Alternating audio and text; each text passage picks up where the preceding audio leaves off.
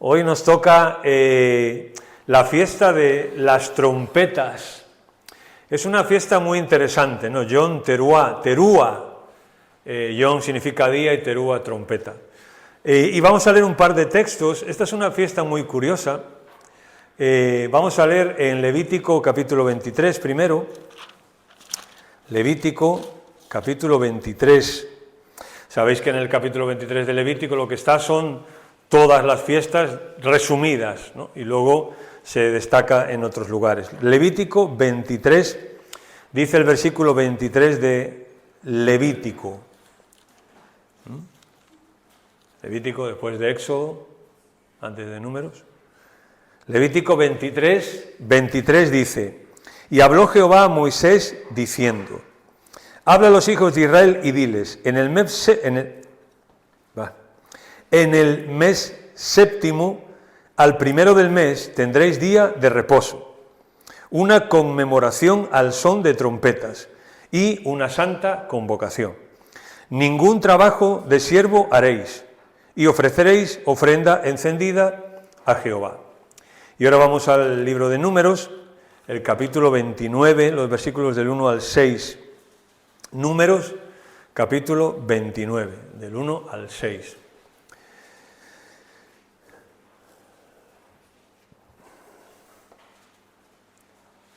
Versículo 1, capítulo 29, Números, dice: En el séptimo mes, el primero del mes, tendréis santa convocación.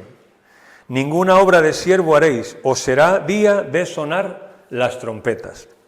Y ofreceréis holocausto en olor grato a Jehová, un becerro de la vacada, un carnero, 7 corderos de un año, sin defecto. Y la ofrenda de ellos, de flor de harina amasada con aceite, 3 décimas de efa con cada becerro, 2 décimas de cada carnero, y cada uno con sus 7 corderos, 1 décima. Y un macho cabrío por expiación para reconciliaros. Además del holocausto del mes y su ofrenda, y el holocausto continuo y la ofrenda y sus libaciones conforme a su ley, como ofrenda encendida a Jehová en olor grato. Amén. Un montón de cosas, ¿no? Pero es que, como venimos diciendo, obedecer al Señor es caro. Obedecer al Señor es caro. Cuesta, ¿verdad? Ellos lo tenían que celebrar, esta fiesta se celebraba en el séptimo mes, que ellos le llaman Tishri, el séptimo mes o el mes de Tishri, así se llama. Ahora, otros nombres de esta, porque nos ayudan a entender esta fiesta, otros nombres le llamaban el memorial del triunfo, le llamaban también el grito del triunfo y, sobre todo, el énfasis era el día del recuerdo, el día del recuerdo. ¿Por qué? Porque Israel incluía en esta fiesta un llamado a recordar sus pecados en este mes, antes de la siguiente festividad, porque la siguiente festividad era el día de la expiación. El día nacional, esto es solo un día al año, donde Dios perdonaba todos aquellos pecados que el pueblo tenía. Y de alguna manera esta fiesta y los siguientes días, ellos la usaban para prepararse para ese día de la expiación. El nombre más común para Israel, ahí lo tenéis, Rosh Hashanah, literalmente era el comienzo del año nuevo. ¿Por qué digo esto? Porque esta festividad marcaba el año civil judío, es decir, los judíos dividían el año en dos partes, ¿no? El año religioso y el año civil. El año religioso empezaba, como vimos, marzo, principios de abril, con la primera fiesta, que era la Pascua, y el año civil empezaba aquí, en este mes séptimo. O sea que sabéis que con los calendarios ha habido mucho lío con esto, ¿no? Que si el calendario gregoriano, que si el no sé qué, que si... Pero bueno, esto, en fin. Para ellos para nosotros esta fiesta coincidía aproximadamente el 4 de octubre para nosotros. Pero para ellos equivalía a un 1 de enero. O sea, esta primera fiesta de las trompetas, para ellos equivalía al 1 de enero, era cuando empezaban el año, cuando empezaban a contar. Mientras que Abib o Nisan, sabéis que el Nisan también se le llama Abib, es el comienzo del año religioso para Israel. Así que Dios, por alguna razón, bueno, ellos sí hablan pero no vamos a hablarlo aquí esto porque es un rollo, dividían el año en dos partes, ¿no? El año religioso y el año civil. Vale. Esta fiesta era una fiesta especial porque no se menciona el motivo por el cual se hacía. Es decir, simplemente se decía que haréis santa convocación y guardaréis día de reposo, pero no se especifica por qué o qué celebraban. Bien, pero en particular esta fiesta para los judíos daba inicio a un periodo de 10 días, que comenzaba con trompetas y culminaba en Yom Kippur. O sea, ellos este primer día empezaban y unos días después esto culminaba con el día de la expiación, o lo que llamaban ellos el día del perdón, donde se dice, y lo vamos a ver, que ellos afligían sus almas. Y de alguna manera, esto es verdad, para que ellos un día, el día de Yom Kippur, afligieran sus almas, necesitaban prepararse para eso. El arrepentimiento y la confesión y la preparación para encontrarse con Dios también requiere una preparación. Y nosotros también deberíamos de tener esto en cuenta, ¿no? Uno no viene aquí un domingo por la mañana y de repente se arrepiente de algo, de repente confiesa algo al Señor porque va a tomar el pan y el vino, ¿no? Se supone que los días anteriores hemos preparado nuestro corazón para venir. Y no es simplemente que esa puerta nos provoca un que ahora me tengo que arrepentir. Tiene que haber una preparación en nosotros, si no, no hay una reflexión, no hay una enseñanza, no hay aprender nada, porque yo simplemente le pido perdón al Señor y tomo la comunión y ya está, ¿no? ¿Qué he aprendido de eso? Mientras que ellos entendían que tenían que prepararse, que el arrepentimiento implicaba una preparación. Esto lo vamos a ver. Estos días, para ellos, fíjate qué interesante, eran conocidos como días santísimos o días temibles, que literalmente significan días de asombro, ahí está la palabra, días de asombro. Era una conmemoración que traducido era recuérdame. Esa era la idea de ellos, ¿no? Ellos tenían que recordar que, bueno, ellos pedían misericordia y que Dios no se olvidara de su pueblo. Esas eran las dos cosas que pedían. Misericordia y que Dios no se olvidara de su pueblo. Bien, tenemos que decir una cosa aquí, porque aquí también se menciona y lo vimos. Casi todas las fiestas de Jehová incluían un Shabbat. El Shabbat es el sábado que nosotros conocemos, ¿no? O el día de reposo. Bien, ahora, ¿por qué incluía cada una de las fiestas el Shabbat o un Shabbat? Y como vimos en la fiesta de los panes sin levadura, incluso podía haber hasta 3 Shabbat dentro de la fiesta. Bueno, ¿qué se celebraba en el Shabbat? Esto, se celebraba que Dios era un Dios creador, eso es lo que se celebraba. Dios es Dios creador, Dios creó el mundo y reposó al 7º día. Por tanto, no solamente era un día de reposo, sino un día de recuerdo. Ellos recordaban que Dios era el creador. Es más, veían la creación y recordaban que había alguien por encima de ellos en poder e inteligencia infinita. Es decir, si yo estoy aquí en la tierra y ahora de repente un sábado me paro, dejo de trabajar, ya no me dedico a otras cosas y me dedico a pensar en Dios, a meditar en Dios. ¿Qué pasa? Estoy recordando a un Dios creador y a un Dios infinitamente sabio, infinitamente inteligente, pero bueno, nosotros decimos infinitamente sabio. ¿Cómo está mi vida? ¿En qué circunstancias vivo? ¿Cuáles son mis problemas? ¿Cuáles son mis luchas? ¿Qué es lo que me inquieta? ¿Qué metas tengo por delante en la vida? Me paro un día a la semana y recuerdo que Dios es creador. Y que Dios no solamente es creador, sino por encima de ellos con inteligencia infinita. O sea, Él sustenta también su creación. No solamente es, bueno, Dios creó todo esto. No, pero es que Dios lo sustenta, Dios lo mantiene, Dios lo lleva hacia sus propósitos. Y ellos están aquí y necesitan saber esto. También se recordaba que Dios termina su obra. Ellos recordaban esto. Cuando Dios hace algo, lo termina. No lo deja a medias, lo termina. En esto, Pablo, ¿recordáis las palabras de Pablo? Aquel que comenzó en vosotros la buena obra, la terminará. Es decir, Dios es un Dios que termina su obra. Nosotros no. Nosotros muchas veces empezamos algo, nos aburrimos y ya lo dejamos. O empezamos algo, nos es muy difícil y lo dejamos. Pero Dios no. Dios es un Dios que termina su obra. Y eso es lo que quería que el pueblo de Israel también en una fiesta como esta recordara. Dios termina su obra.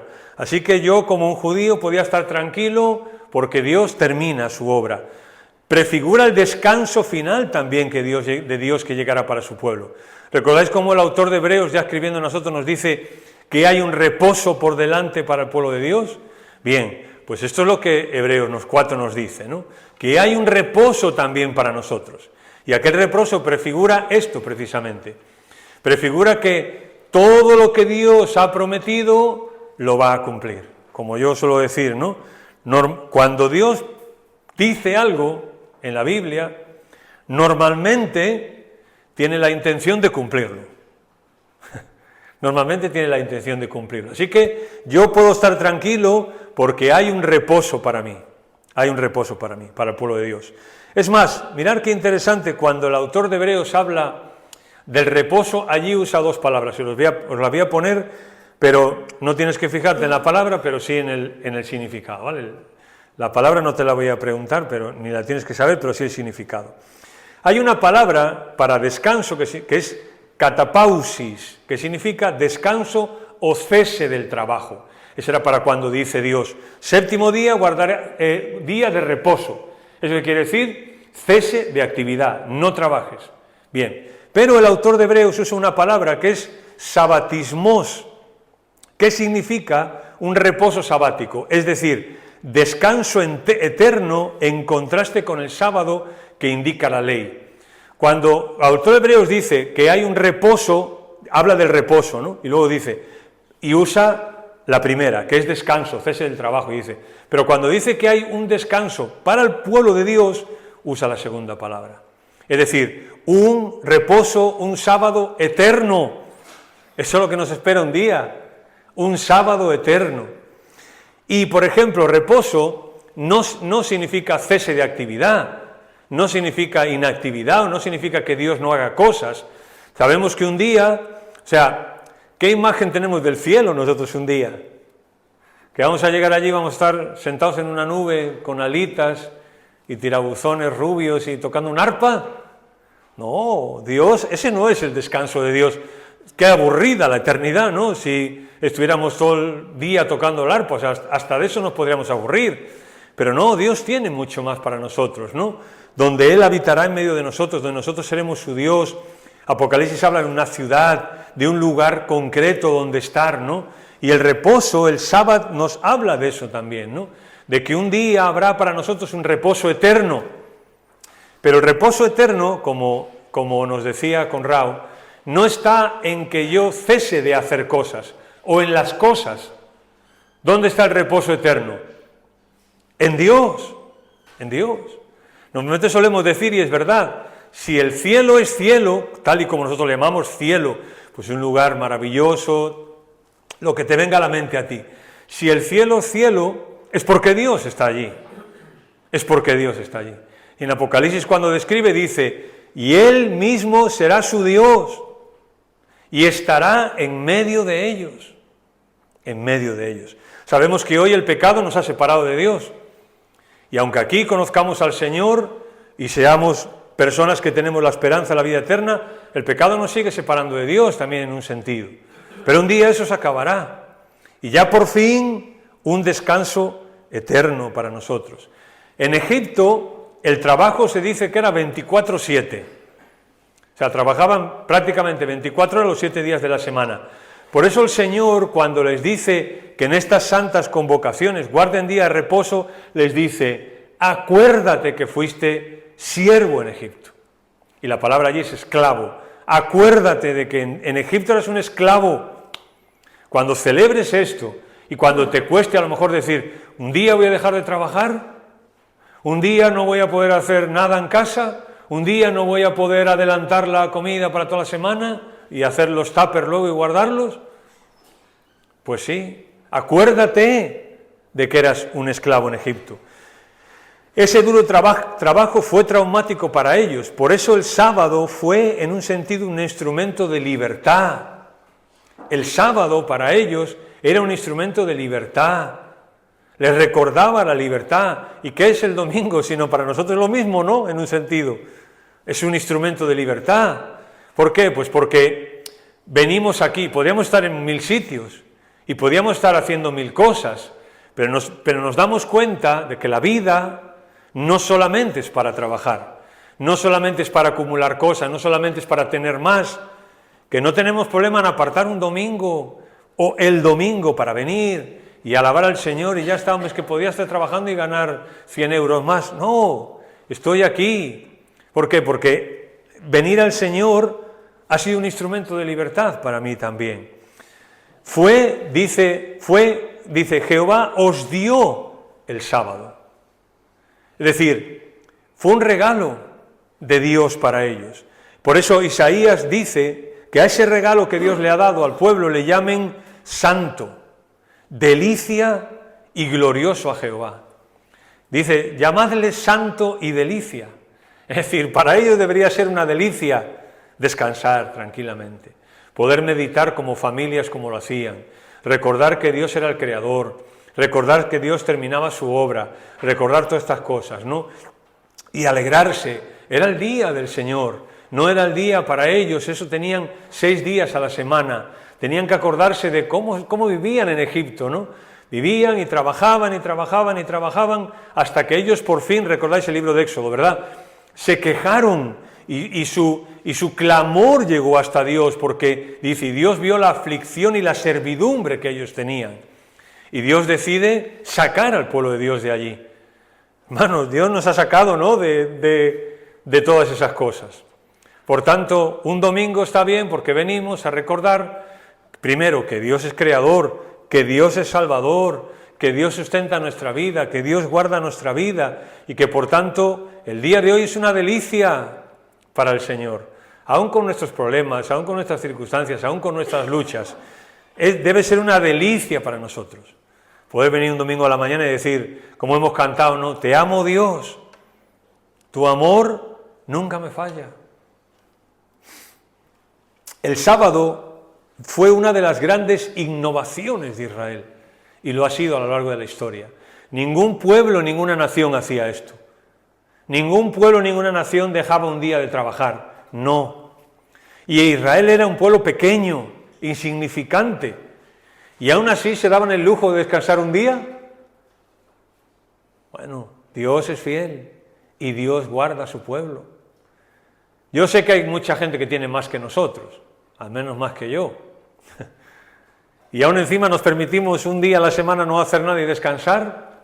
Pues sí. ¿Por qué? Porque Dios es fiel. Y porque Dios cuida de nosotros. Y porque Él me creó y me sustenta.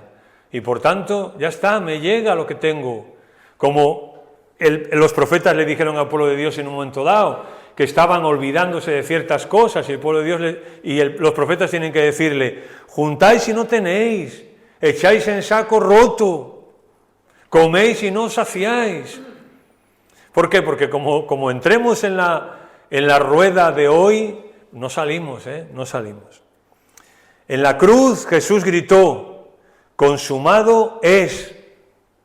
O sea, la obra de la salvación quedó terminada. Yo no tengo que hacer nada para salvarme. No tengo que ser bueno, ni malo, ni ninguna obra nueva, nada. Él murió por mí. Y allí dijo, ya está, ya quedó saldada en la obra, en la cruz, la salvación. Por tanto, yo también puedo descansar en el Señor. Cada día para mí y para ti debería ser un día de reposo. Porque cada día podemos descansar en el Señor. Ya no tenemos esa ansia de a ver si voy a hacer algo mal y Dios me va a mandar al purgatorio, o a ver si no me voy a portar bien y Dios me va a mandar al infierno, a ver si mis obras... No, puedo estar tranquilo, puedo reposar de forma tranquila, porque es una delicia cada día estar con el Señor. ¿Por qué? Pues porque su obra quedó terminada, ya está, ya no hay que pagar nada, ya no hay que hacer nada. Evidentemente, claro, nosotros ahora en agradecimiento le amamos, pero entendéis lo que os quiero decir, ¿verdad? Espero que sí. Ahora los creyentes podemos experimentar hoy la promesa de Jesús también. ¿Cuál fue la promesa de Jesús? Venid a mí. ¿Quiénes? todos los que estáis trabajados y cansados, que yo os haré descansar. O sea, también este es el reposo del Señor, ¿no?, que preparó para nosotros, el de poder venir a Él. Y mirar, los 40 días previos a esta fiesta, los judíos le llamaban Teshuvá, la palabra significa arrepentirse o volverse, y al final de este día recitaban el Salmo 27 entero, pero sobre todo recitaban estas palabras de memoria: hubiera yo desmayado si no creyese que veré la bondad de Jehová en la tierra de los vivientes. Aguarda a Jehová, esfuérzate y aliéntese tu corazón, sí, espera a Jehová. ¿Te das cuenta de lo que están cantando? Están en la fiesta de las trompetas un sábado y están diciendo: hubiese yo desmayado si no creyese que veré la bondad del Señor. Y la oración es: aguarda en el Señor, esfuérzate y aliéntese, no tu trabajo, sino tu corazón, espera en el Señor. Y eso es lo que nosotros deberíamos de salir por aquí cada domingo también con esto, ¿no?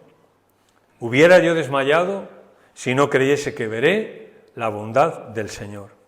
Durante 40 días el mensaje que se repetían era arrepentirse, no esperar al día de las trompetas, pues esos eran días temibles. Y posiblemente ellos también pensaban y meditaban en este salmo que todos conocemos nosotros, si me queréis acompañar. El Salmo 139 es un salmo que ellos le llaman salmo de arrepentimiento, el salmo de volverse, el Teshuvá que yo te digo. Este lo escribió David en algún momento de su vida. Algunos creen que posiblemente en estos días cercanos a esta fiesta, David escribe este salmo. No es desencaminado decirlo.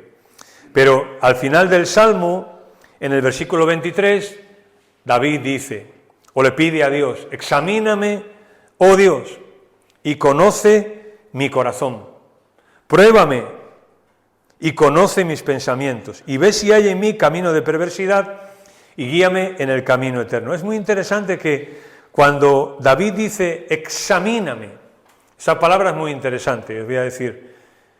Examinar lleva la idea de cavar o excavar, o sea, sacar algo, y se usaba para buscar metales preciosos. Ahora bien, indica una búsqueda en lo más profundo, porque tú normalmente no sacas un metal precioso a ras de suelo, ¿no? Jonatán, mi hijo, trabaja en la mina y os podría hablar de eso, ¿no? Todo lo que hay que excavar y todo lo que hay que profundizar para encontrar esos metales preciosos, ¿no? Y la idea es esta, ¿no? Señor, examíname, pero no de una forma superficial. No me examines de una forma superficial. Señor, cava, o sea, cava. Y si hay algo, Señor, excávalo, o sea, sácalo, Señor, de ahí, ¿no? Indica una búsqueda profunda. ¿Cómo hacer esto? Pues a través de la palabra de Dios. Si me acompañáis otra vez, en Hebreos capítulo 4, el autor, posiblemente también pensando en este concepto judío de excavar, de cavar para quitar lo que pueda estorbar, dice Hebreos capítulo 4, versículo 12. Hebreos 4, 12. Porque la palabra de Dios es viva y eficaz, y más cortante que toda espada de dos filos, y penetra hasta partir el alma y el espíritu, las coyunturas y los tuétanos, y discierne los pensamientos y las intenciones del corazón. Sabemos lo que es el tuétano, ¿verdad? ¿Sí? El interior del hueso. O sea, no se ve, pero está ahí, ¿no? Y dice él, y no hay cosa creada que no sea manifiesta en su presencia. Antes bien, todas las cosas están desnudas y abiertas a los ojos de aquel a quien tenemos que dar cuenta. Mirar, en este sentido hay una ilustración muy bonita en el Antiguo Testamento que se usaba en distintas circunstancias, digamos, ¿no? Por ejemplo, se usa con la lepra en cuanto a los vestidos de una persona, se usa con la comida en cuanto a una bacteria o algo, y lo que vamos a ver es aquí en Levítico 14, por favor, ir conmigo allí. Es un pasaje que lo vamos a usar como una ilustración, que tiene una lección para nosotros. Levítico 14, 33. Seguirme bien atentos, ¿no?, en esta lectura, porque vais a ver aquí la lección que hay para nosotros, a forma de aplicación. Levítico 14, 33. Dice: habló Jehová estas palabras a Moisés y a Aarón, diciendo: cuando hayas entrado en la tierra de Canaán, la cual os doy en posesión, si pusiere yo plaga de lepra en alguna casa de la tierra de vuestra posesión, vendrá aquel de quien fuere la casa y dará aviso al sacerdote diciendo: algo como plaga ha aparecido en mi casa. O sea, si tú tenías un problema de una plaga en tu casa, pues tenías que llamar al sacerdote y decirle: mira, pasa esto, hay algo como plaga en mi casa. Entonces venía el sacerdote. Versículo 36. Y el sacerdote mandará desocupar la casa antes de que entre a mirar la plaga, para que no sea contaminado todo el que estuviere en la casa. Y después el sacerdote entrará a examinarla. Y examinará la plaga, y si viere manchas en la pared de la casa, manchas de verdosas o rojizas, las cuales parecieren más profundas de la superficie de la pared, el sacerdote saldrá de la casa a la puerta de ella y cerrará la casa por 7 días. ¿Sí? Llaman al sacerdote, llega y ve que hay unas manchas que parecen profundas, entonces decide que la casa se deje pues como una especie de cuarentena durante 7 días. Versículo 39. Y al 7.º día volverá el sacerdote y la examinará. Y si la plaga se hubiere extendido en las paredes de la casa, entonces mandará el sacerdote y arrancarán las piedras en que estuviere la plaga y las echarán fuera de la ciudad en un lugar inmundo. O sea, quitar las piedras que ya no tienen remedio y tirarlas. Versículo 41. Y hará raspar la casa por dentro alrededor y la derramarán fuera de la ciudad en lugar inmundo el barro que rasparen. Y tomarán otras piedras y las pondrán en lugar de las piedras quitadas, y tomará otro barro y recubrirán la casa. Es decir, hay plagas, ¿qué hay que hacer? Quitarlas. Si primero un tiempo de cuarentena, si son más profundas de lo que piensan, quitar las piedras, o sea, raspar las piedras, tirar eso y poner otras nuevas. Versículo 43. Otro problema.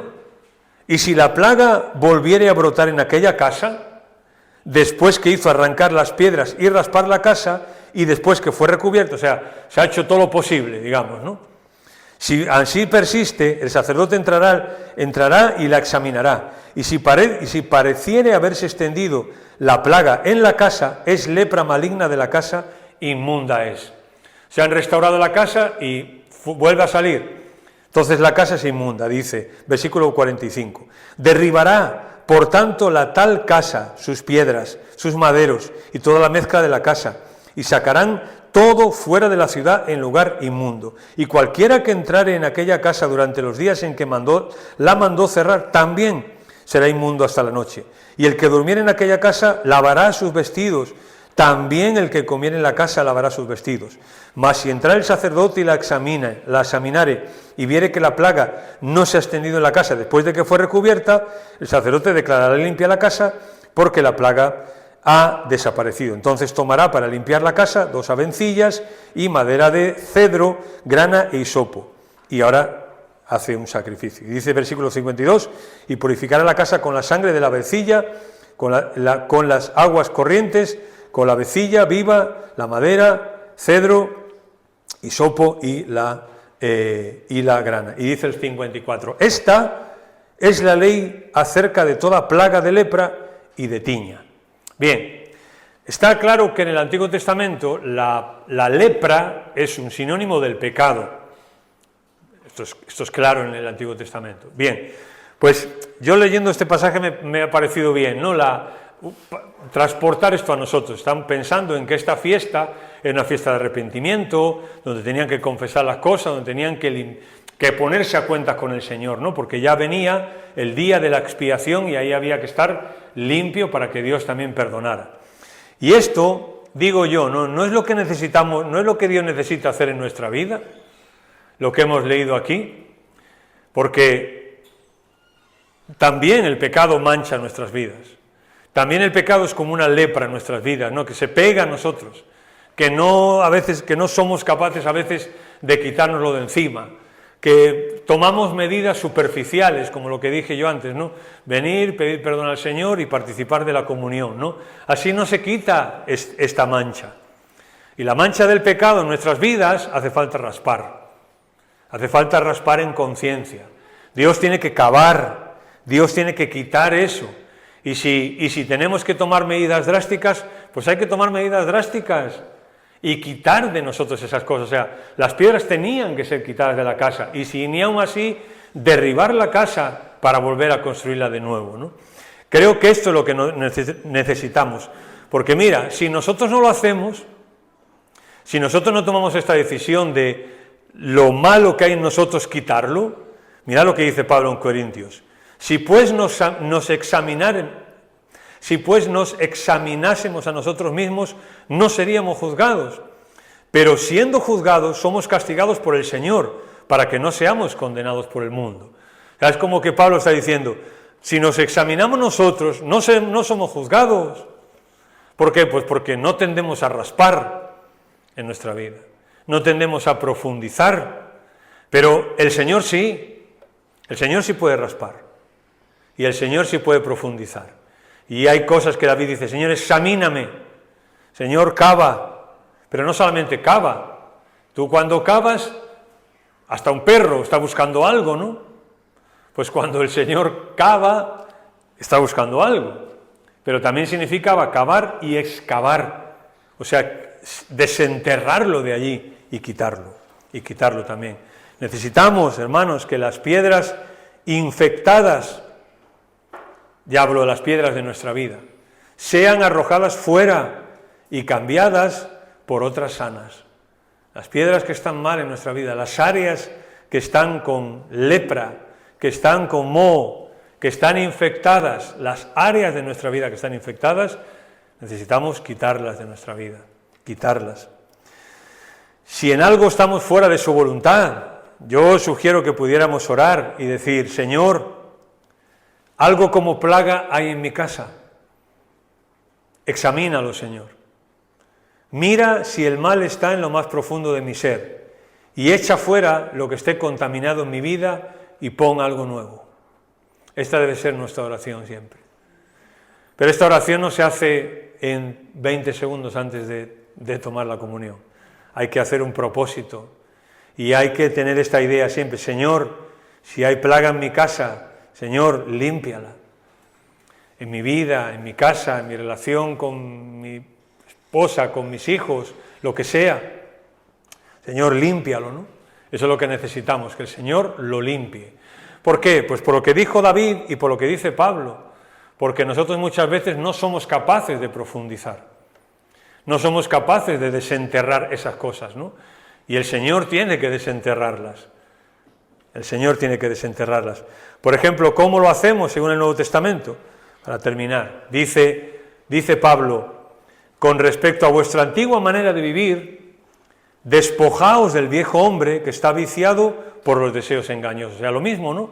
Con respecto a vuestra antigua manera de vivir, despojaos, o sea, limpiaros, esa es la idea, ¿no? Quitaros eso, echarlo afuera de vuestra casa, de vuestra vida. Pero luego, normalmente la Biblia no nos deja en qué está mal, sino nos dice cómo corregir eso, cómo raspar. Dice: vestíos del nuevo hombre, creados según Dios, en la justicia y santidad de la verdad.